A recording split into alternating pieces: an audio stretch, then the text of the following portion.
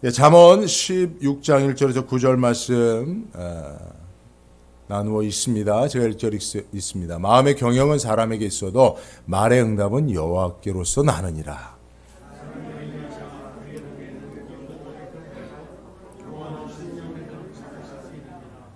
너의 행사를 여호와께 맡기라. 그리하면 너의 경영하는 것이 이루리라.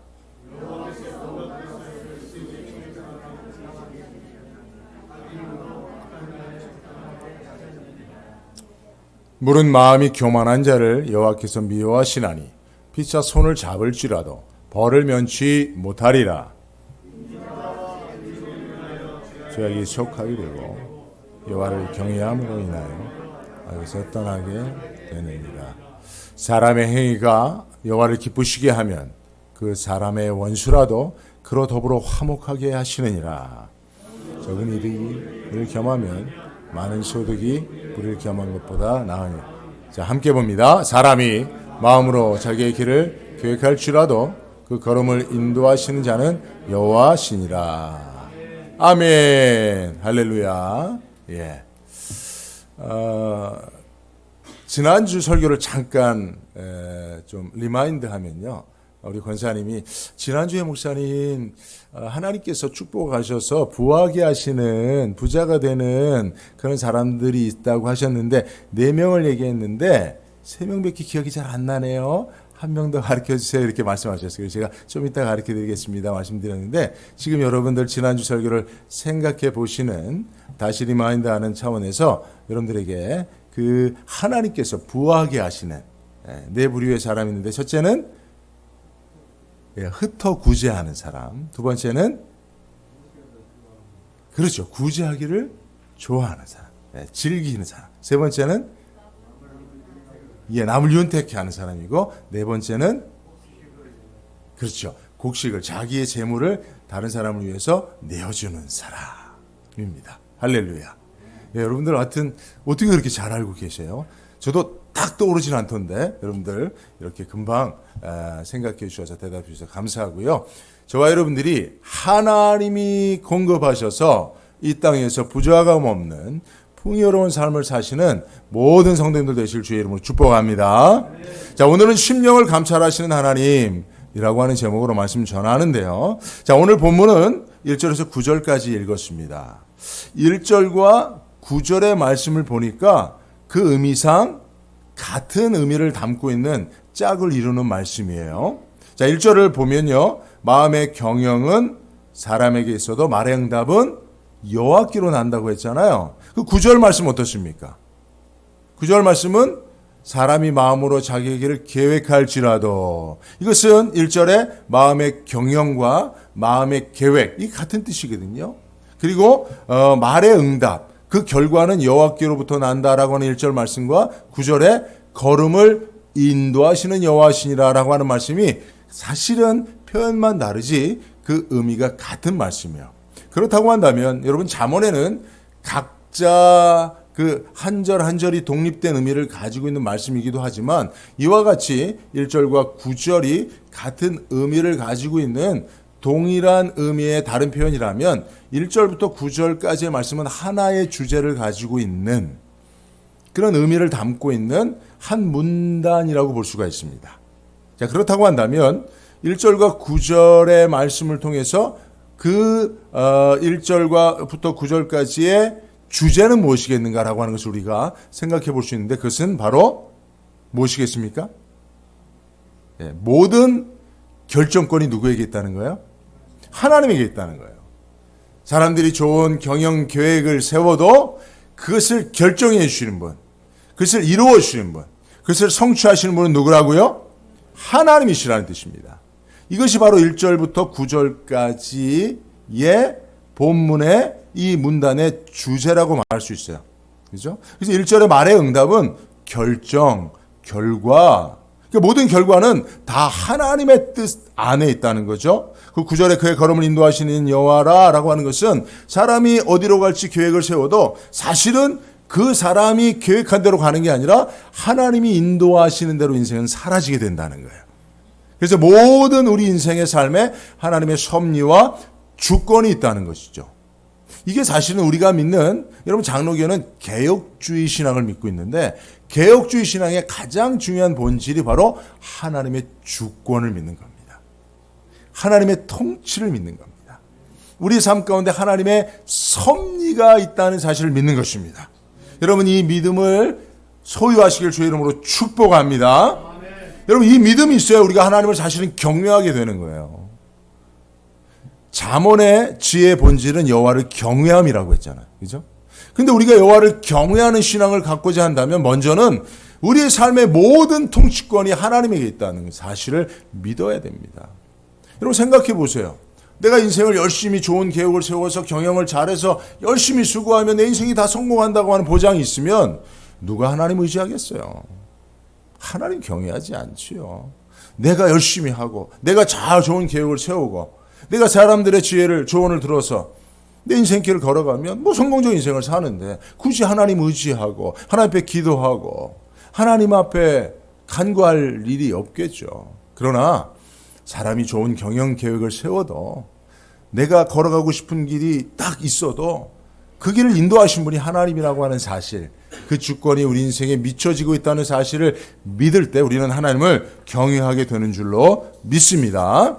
이것이 오늘 본문의 이제 가장 큰 주제인데, 자, 그렇다고 한다면 하나님이 주권을 가지고 우리 인생에 개입하셔서 당신의 뜻대로 우리를 인도해 가시는데, 그렇다고 한다면 하나님의 뜻대로 인도해 가시는 사람은 누구냐 말이에요. 그죠?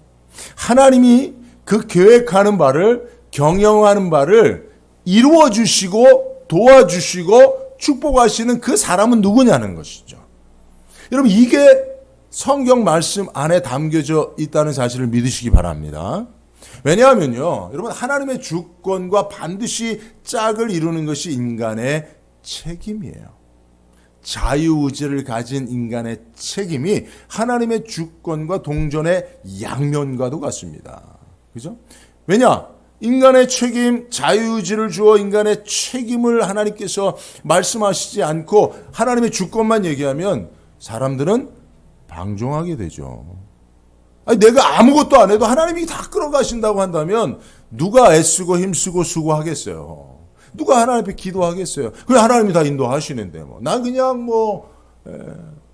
나태하게 게으르게 있지 않겠습니까? 그래서 사실은 성경에서 하나님의 주권을 말할 때는 반드시 인간의 책임이 따라오는데, 그러면 인간의 책임은 하나님의 주권적 역사의 어떤 기준에 맞춰서 순종하는 것이거든요. 그래서 오늘 본문 말씀 속에서도 하나님께서 모든 경영을 이루어 주시고 사람의 계획을 성취시키는 하나님의 주권적 역사를 말하며, 그 하나님의 주권적 역사가 적용되어 작용하는 사람은 누구냐? 어떤 사람에게 하나님께서 그런 일을 이루시느냐라고 하는 것인데, 사실은 2절 말씀이 그 해답을 보여주고 있습니다. 2절 말씀 우리 다시 한번 읽도록 합니다. 시작. 여호와는 심령을 감찰하시느니라. 그죠? 하나님께서 보시는 게 있다고요? 뭐요? 심령을 보신다는 거예요. 이 심령은 세 번역으로 보면 속마음이에요. 현대인의 성경은 마음이라고 되어 있습니다. NIV나 NASV는 motive, 동기, 마음의 동기라고 표현되어 있어요. 그러니까 하나님께서 바라보시는 게 있어요. 한 사람 한 사람 바라보실 때 그 속마음을 보시는 거예요. 그 마음에 깊은 감춰진 동기가 무엇인지를 보시는 거예요. 그래서 감찰하신다는 것은 꿰뚫어 본다는 거예요. 그러니까 여러분, 이제 사람이 하나님 앞에, 하나님, 내가 이런 경영 계획이 있습니다. 내가 이런 일을 도모하여 이런 일들을 이루기를 원합니다라고 하나님 앞에 이 제안을 한단 말이에요. 프로포잘을 내놓는단 말이에요. 그러면 하나님께서 그 프로포잘을 보시고, 야, 이 계획이 조금 부족하다. 야, 이게 상세하지 못하다. 그래서 이것은 내가 도울 수 없다. 결제할 수 없다. 이렇게 말씀하시지 않고, 하나님은 뭐를 보신다고요? 그 제안서를 내는 사람의 속마음을 보신다는 거예요. 이 계획을, 이 경영 계획을 가지고 있는 자의 마음의 동기를 보신다는 거예요.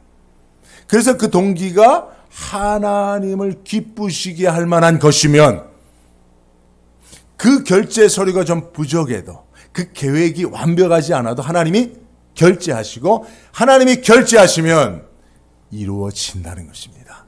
하나님이 도와 성취케 하여 주신다는 것입니다. 그러니까 우리는 어떤 일을 계획하고 또 그 일을 도모하여 경영 계획을 짤 때 먼저는 무엇을 준비해야 돼요? 우리 마음 준비를 하는 게 제일 중요한 거예요. 하나님이 보시는 우리의 심령이 하나님이 기뻐하시는 것으로 채워져 있는가를 보는 것이 중요합니다. 그런데 이 일에 우리가 많이 실패하는 이유가 뭐냐면 2절에 보니까 사람의 행위가 자기 보기에는 모두 어떻게 보여요? 깨끗해 보인다는 거예요. 내가 볼 때는 나는 문제 없다고 생각하는 거예요. 내가 볼 때는 내 동기도 순수하다고 생각하는 거예요. 내가 볼 때는 하나님 앞에 내가 부끄러움 없다고 생각하는 거예요. 근데 사실은 여러분 우리가 제일 잘 속는 게 누군지 알아요? 내 자신에게 제일 잘 속습니다. 저도 거울 보면요 제법 괜찮아 보여요. 저도요 제 자신을 이렇게 생각해 보면 그저 착한 사람 같아요. 마음이 그렇게 이렇게 악한 것 같지 않단 말이에요. 그리고 내가 무슨 일을 할 때 늘 동기가 하나님 앞에 신앙적인 동기로 순수한 것 같아요. 근데 아닌 경우가 많거든요. 내가 내 자신을 속는 거예요. 내 자신을 속는 거예요. 여러분 바리새인들 하나님이 이 회칠한 무덤아, 이 독사의 자식들아, 영혼을 꿰뚫어 보시는, 그죠? 그 마음을 꿰뚫어 보시는 하나님, 그죠? 사람은 외모로 보지만 나는 중심을 보신다고 했는데, 중심을 보시는 예수님이 볼 때에는 냄새나는 시체가 가득한 거거든요. 죄악이 가득한 거거든요. 근데 바리새인들은 자기들이 거룩한 줄로 알았단 말이에요. 왜 그렇습니까? 속았기 때문에 그래요. 자기 자신에게 속는 거예요. 그죠? 여러분, 우리가 다른 사람에게도 속지 말아야 되겠지만 우리 스스로에게 속지 않으시길 바라요. 사실 우리 안에 세상에 우리가 손가락질하고 어떻게 저럴 일이, 어떻게 저런 사람이 있을 수 있어 라고 하는 그 모든 악이 다 어디 있어요? 우리 안에 있어요. 내 안에 있다니까요. 근데 우리가 이렇게 좀 잘 덮어두고 있는 거예요. 그죠? 이렇게 잘 그럴듯하게 포장하고 있기 때문에 그런 것입니다. 그래서 여러분 하나님이 다윗이 위대한 존재라고 말씀하신 이유가 시편 26편 1절에서 2절에 보면 다윗은 하나님 앞에 이렇게 고백했어요. 여호와여 내가 흠없이 살고 흔들림이 없이 주를 의지하였습니다. 나에게 죄가 없음을 인정해 주옵소서. 그러니까 다윗이 생각해 볼 때 자기는 하나님 앞에 흠없이 살려고 범죄하지 않으려고 꽤 노력하며 살고 있었다는 거예요.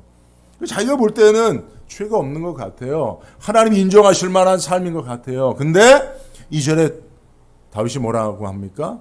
그럼에도 불구하고 여호와여 나를 살펴보시고 시험하셔서 내 마음의 생각과 동기를 알아보소서. 내가 알지 못하는, 내가 보지 못하는 내 안에 감춰진 하나님 기뻐하지 않는 동기가 있다면, 순수하지 못함이 있다면 하나님이 보시고 하나님이 나보다 나를 더 잘 하시니 하나님이 보실 때에 내 마음의 생각과 동기가 하나님 앞에 합당하지 않다면 하나님 내게 말씀해 주세요. 그러면 내가 깨닫고 고치겠습니다. 다윗은 늘 이런 태도를 가지고 살았다니까요. 다윗이 뭐 남들보다 더 위대하고 더 거룩하고 그거 아니잖아요. 다윗은 어찌 보면 우리가 평생에 짓지도 생각지도 못한 죄를 짓기도 했어요. 그러나 다윗은 늘 하나님 앞에 자기 자신에 대한 판단을 하나님, 감찰하시는 하나님 앞에 맡겼단 말이에요. 그죠? 이런 마음이 교만하지 않은 하나님 기뻐하시는 마음인 줄로 믿습니다. 그죠? 그래서 여러분 우리가 하나님이 기뻐하시는 심령으로, 하나님이 기뻐하시는 것들로 우리 심령을 채워야 되는데 오늘 성경은 두 가지를 얘기하고 있어요. 첫째는 인자와 진리로 우리 심령을 채워야 됩니다. 인자와 진리로. 그죠? 오늘 말씀해 보니까 몇 절입니까? 6절에 보니까 인자와 진리로 인하여 죄악이 속하게 되고 여호와를 경외함으로 인하여 악에서 떠나게 되느니라. 그러니까 오늘 6절 말씀은 인자와 진리가 여호와를 경외함과 같다라고 표현되어 있어요. 그러니까 하나님이 네가 나를 경외하는구나 라고 하는 것을 인정해 주시는 사람의 심령에는 뭐가 있어요? 인자와 진리가 있는 것입니다. 이것은 사랑과 진실됨, 충성됨, 이라고 말씀할 수 있는데요. 뭐 이것을 좀 구체적으로 설명하려면 시간이 많이 걸리고 인자에 대해서만 여러분들에게 먼저 말씀드리면 특별히 인자라고 우리가 한글로 번역된 그 히브리어 원어는 헤세드라는 말이에요. 헤세드. 근데 이 헤세드는 사랑이지만 반드시 그 앞에 수식어가 붙는데 언약적 사랑이에요. 무슨 사랑이라고요? 언약적 사랑이라는 거예요. 언약적 사랑. 그러니까 하나님께서요. 한 사람이 어떤 일을 계획하고 그 계획을 하나님 앞에 프로포잘로 제안서로 이렇게 내놓을 때에 하나님이 그 제안을 하는 인생 경영 계획을 가지고 있는 사람의 마음 속에 심령 속에 이 언약적 사랑이 있는지를 보신다는 거예요. 그게 하나님 앞에 보여지면 통과가 결제된다는 이야기인데요. 이 언약적 사랑은 뭐냐면 그런 겁니다. 하나님께서 이스라엘 백성들을 출애굽시킬 때 언약을 맺으셨죠. 약속의 땅 가나안으로 너를 인도해 주시겠다라고 출애굽의 약속을 맺고 이스라엘 백성들을 모세를 통해서 출애굽시키셨어요. 이게 언약이에요. 그래서 하나님은요. 이 이스라엘 백성들과 맺은 이 언약을 신실히 지켜가기 위해서 절대로 이스라엘 백성들이 하나님 앞에 어떻게 했어요? 홍해 앞에서 어떻게 했어요? 원망했어요. 자기를 쫓아오는 애국 군대를 보고 하나님 우리를 죽이려고 하시는 겁니까? 하고 모세를 통해서 하나님 앞에 막 원망 불평을 쏟아놓았어요. 광야를 지나면서 마라의 쓴물을 만났을 때 도대체 하나님 우리를 광야에서 목말라 죽게 하실 것입니까? 이 쓴물을 가지고 어떻게 살라고 합니까? 또 원망했어요. 또 불평했어요. 또 모세를 돌로 쳐 죽이려고 했어요. 그런 일들이 반복됐습니다. 그럴 때마다 하나님께서 이스라엘 백성들을 어떻게 하셨어요? 용서해 주셨어요. 그리고 더 큰 사랑으로 인도해 주셨어요. 너희가 나에게 원망하고 불평하느냐? 그럼 내가 구름 기둥과 불 기둥을 싹 없애서 니들 마음대로 한번 광야에서 방해해 보아라 라고 하지 아니하시고 어떻게 하셨어요? 더 큰 사랑으로 붙잡아 주셨어요. 무엇 때문에? 하나님이 맺은 그 언약, 이스라엘 백성들과 맺은 언약, 이 언약은 사실은 아브라함으로부터 시작되는 언약이잖아요. 하나님은 그 언약을 잊지 아니하시고 그 언약 때문에라도 이스라엘 백성들을 인도하시는 그 사랑을 포기하지 아니하셨다. 중단하지 아니하셨다는 이게 헤세드예요. 이게 언약적 사랑이에요. 그죠? 네. 그러니까 여러분 하나님께서 이걸 보신다는 거예요. 네. 그러니까 우리가 여러분 어떤 일을 계획합니다. 근데 그 계획을 가지고 하나님 앞에 나가서 하나님의 결제를 받고자 할 때 하나님께서 우리 안에 그렇다고 한다면 네가 그것을 시작할 때 가지고 나에게 온 그 마음, 그 언약, 그것을 끝까지 가지고 갈 수 있느냐라고 하는 것을 보신다는 거예요. 여러분, 우리들의 모든 인생에, 특별히 뭐 인간관계도 다 이 언약으로부터 출발합니다. 그죠? 근데 여러분, 우리는 어때요? 약속을, 뭐 부부관계도 마찬가지 아닙니까? 언약을 맺고 결혼 서약을 하고 결혼해 살아가는데 살다 보니까 성격이 안 맞아. 물론 불가피한 일들도 있겠습니다만 어쨌든 뭐 대부분 뭐 많은 사람이 성격 차이로 뭐 언약을 깬다고 하는데 여러분 그럴 수 없다는 거예요. 하나님의 관점에서는 그것은 아니라는 거예요. 살다 보니까 성격이 안 맞아. 아이고 내가 나와 다른 것 때문에 좋아했는데 살다 보니까 나와 다른 것 때문에 미치겠어. 나와 다른 점이 매력적이었는데 이제는 나와 다른 것 때문에 너무 부딪혀. 도저히 저 사람하고 살면 행복하지가 않아. 해서 그런 연유로 언약을 쉽게 깨버리는 경우가 있는데 하나님은 그걸 기뻐하지 아니하신다는 거예요.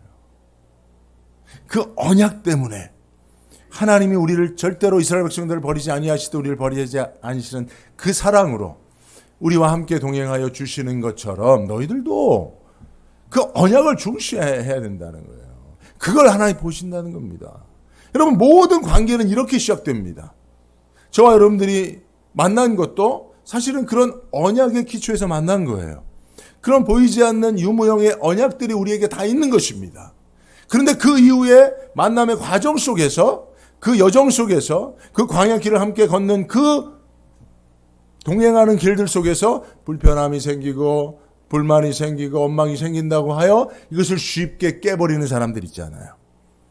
그런 사람들은 하나님께서 함께하지 아니하신다. 동행하지 축복하지 아니하신다는 거예요.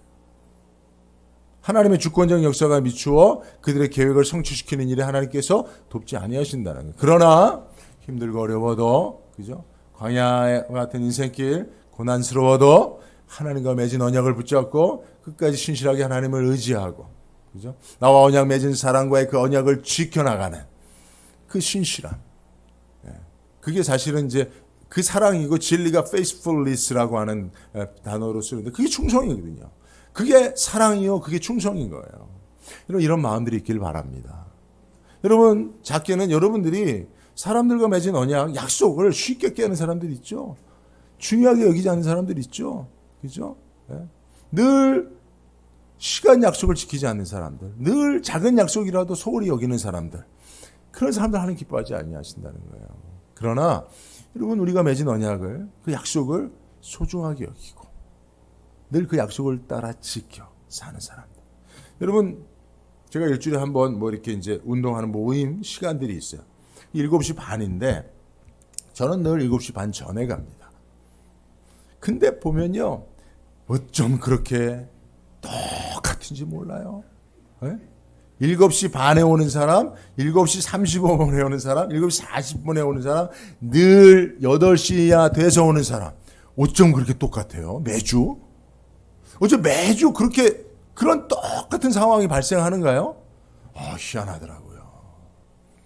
7시 반이 언약이에요. 7시 반이 우리의 약속이에요. 그럼 그 약속을 지켜가야 되잖아요. 그걸 소중하게 여겨야 되잖아요. 사실 어쩌다 보면 준비하고 하다 보면 8시에 시작하는 경우들이 종종 생기더라고요.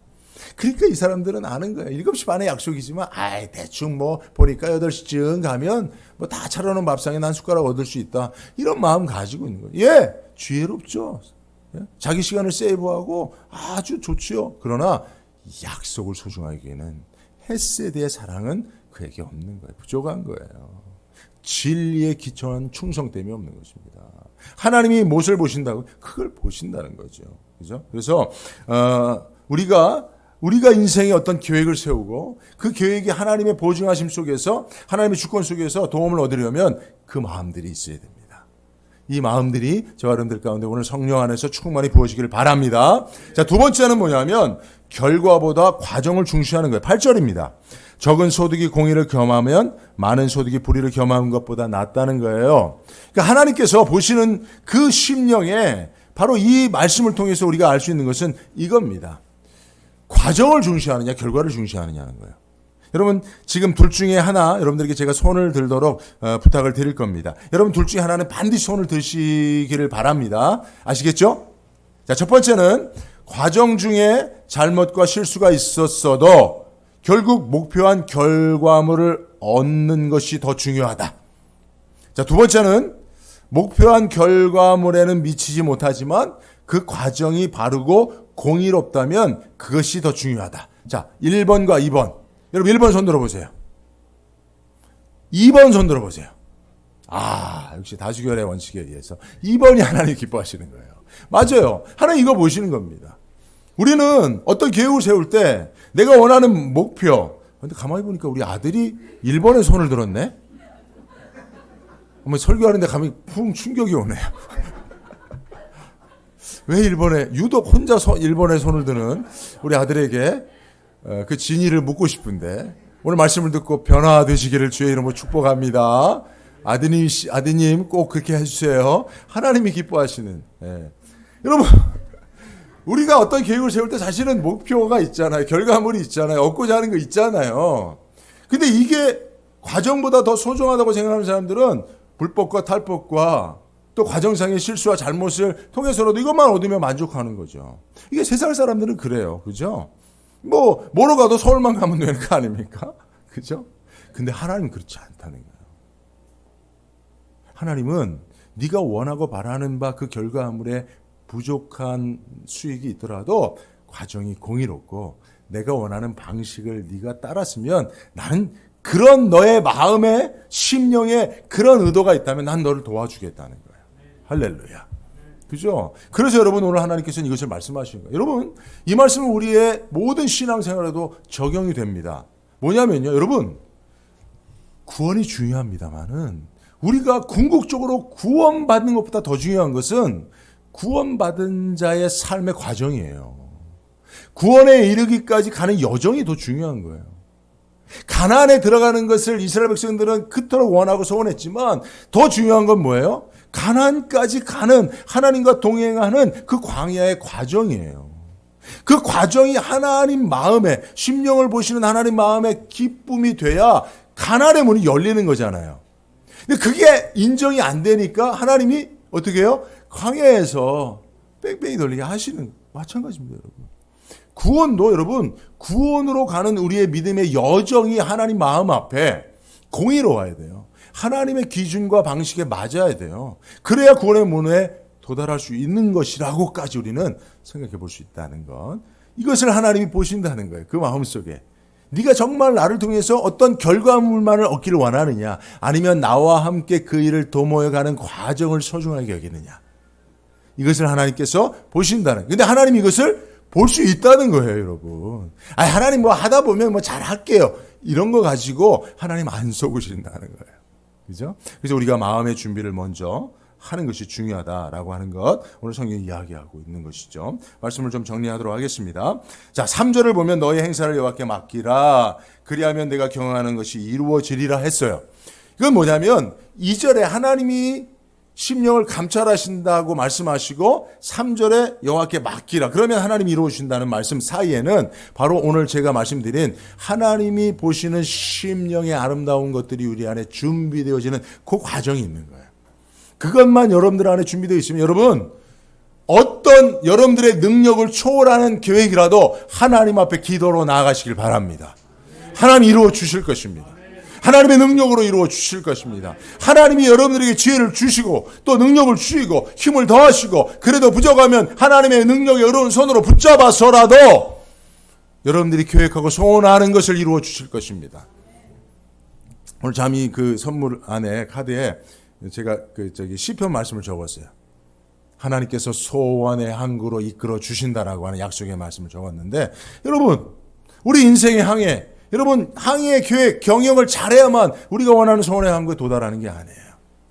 그 풍랑과 바람과 그 모든 것들을 주관하시는 하나님께서 우리가 아무리 힘쓰고 애쓰고 노젓지 않아도 하나님께서 바람을 통해서라도 그 소원의 항구에 도달할 수 있게 하시는 분이라는 사실을 믿으시기 바랍니다.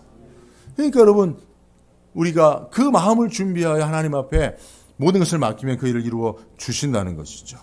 4절과 7절 이 말씀들은 다 이와 같이 하나님이 합력의 선을 이루어 주신다. 아무리 원수들의 반대가 있어도 아무리 코로나 상황이 어려워도 아무리 기업하는 상황이 어려워도 하나님이 합력의 선을 이루어 주신다라고 하는 말씀입니다. 할렐루야. 네. 이것이 제가 오늘 여러분들에게 설교하고자 하는 말씀이고요. 한 가지 제가 여러분들에게 꼭 더 첨언하여 드리고 설교를 마치고 싶은 게 있는데 사실 우리의 심령을 감찰하시는 하나님 그래서 우리 안에 하나님이 기뻐하시는 것들이 있는가를 보신다라고 했을 때 여러분 우리가 그 하나님을 생각할 때 하나님이 회초리와 몽둥이를 들고 채찍을 들고 이놈 내가 기뻐하는 것이 너의 마음속에 없으면 난 절대로 안 도와 넌 때려서라도 내가 너를 징계할 거야 라고 여러분 하나님의 모습을 그렇게 생각하지 마세요. 사실 우리 안에는 아니요 제 안에는 정말 하나님이 기뻐하지 않는 것들이 사실은 지금도 많이 있습니다. 제가 이렇게 넥타이로 숨기고 있고 양복으로 가리고 있지만 벗겨보면 한꺼풀만 벗겨보면 제 안에 정말 악한 것들이 많아요. 분노가 많아요. 제 안에. 또 슬픔이 많습니다. 얼마 전에 어떤 우리 사모님 중에 한 분이 목사님 제 안에는 슬픔이 많습니다.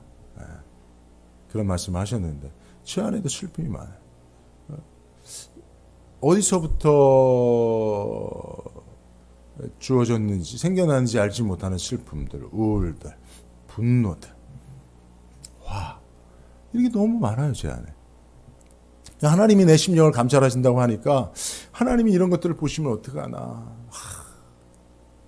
나를 당신의 종으로 계속 사용하실 만하지 못한 것들이 내 안에 너무나 많은데, 근데 제가 이 말씀을 준비하고 기도하고 하나님 앞에 나아갈 때 하나님께서 회초리를 들고 네 안에 감춰진 게 뭐냐 하시지 않으시더라고요. 오히려 위로가 되더라고요. 아, 그래, 내가 네 안에 있는 슬픔을 안다. 내가 네 안에 있는 분노를 보았다. 내가 네 안에 있는 악한 것을 알고 있다. 그러나 내가 너를 사랑한다. 내가 너와 함께한다. 너도 알지 못하는 네 안에 있는 것들을 내가 알고 있으니 두려워하지 마라. 걱정하지 마라. 내가 도와준다. 다만 나를 의지하고 내게 나와라. 네 마음에 어떠한 것이 있든지 그걸 가지고 내게 나와라. 그리고 말씀을 가지고 내게 기도해라.